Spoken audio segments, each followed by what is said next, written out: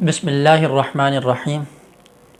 آج بہت ہی خوبصورت امیزنگ اسٹوری لیے حاضر ہوئے ہیں۔ دوڑنے والا پتھر، کس نبی سے اس کا تعلق ہے، کتنا چوڑا پتھر ہے، اس حوالے سے ہم سنیں گے۔ یہ 1 ہاتھ لمبا اور 1 ہاتھ چوڑا چورس چکور پتھر تھا، اور یہ ہر وقت حضرت موسیٰ علیہ السلام کے جھولے میں رہا کرتا تھا۔ اس کے ذریعے سے موسیٰ علیہ السلام کے 2 معجزات ظاہر ہوئے۔ پہلا معجزہ ہم سنتے ہیں۔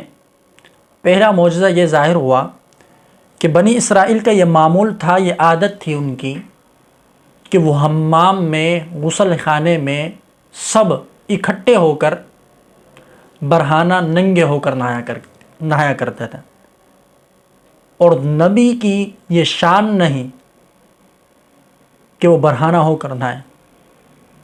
تو موسیٰ علیہ السلام حیا اور غیرت کی وجہ سے یا تو تنہا غسل کیا کرتے تھے یا پھر تہمد وغیرہ باندھ کر غسل کیا کرتے تھے۔ اس بات کا تذکرہ بنی اسرائیل نے لوگوں میں عام کر دیا اور کہنے لگے کہ موسیٰ علیہ السلام کے جسم پر برس کی بیماری ہے، یا پھر آپ علیہ السلام کے جسم میں کسی خاص قسم کا عیب ہے۔ اور یہ انہوں نے اس بات کو ہر گلی کوچے میں مشہور کر دیا۔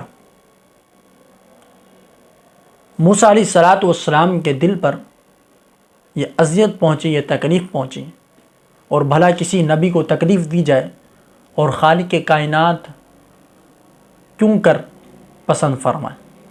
تو اللہ تبارک و تعالی نے اس کا ازالہ کرنا چاہا، جواب دینا چاہا۔ بنی اسرائیل نے جو شبہ اپنے ذہن میں داخل کیا تھا،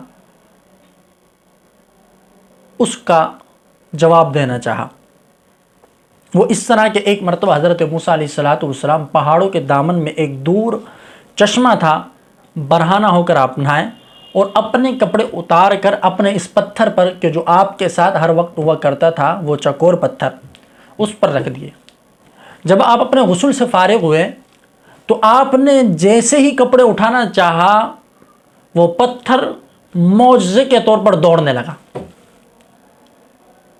اور بنی اسرائیل نے جن جن جگہوں پر موسیٰ علیہ السلام میں کہ برس کی بیماری ہے یا عیب ہے یا کسی قسم کی کوئی خاص بیماری ہے، اس چیز کو عام کیا تھا، وہ ان گلیوں، محلوں اور کوچوں سے گزرتا ہوا موسیٰ علیہ السلام کو دوڑاتا گیا، یعنی موسیٰ علیہ السلام کے اس کے پیچھے چل نکلے۔ اور موسیٰ علیہ السلام نے فرمایا، ثوبی حجر ثوبی حجر، اے پتھر میرے کپڑے، یعنی موسیٰ علیہ السلام برہنہ کیفیت میں تھے۔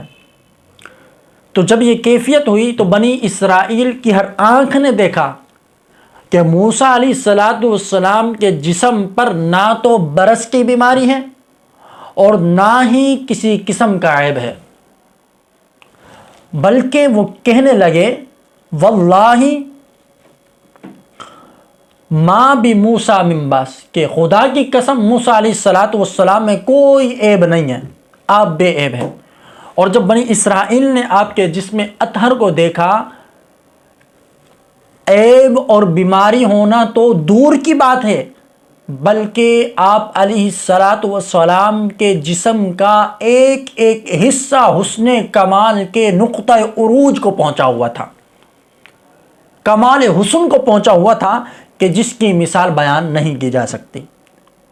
اور اس کا ذکر قرآن مجید فرقان حمید میں موجود ہے۔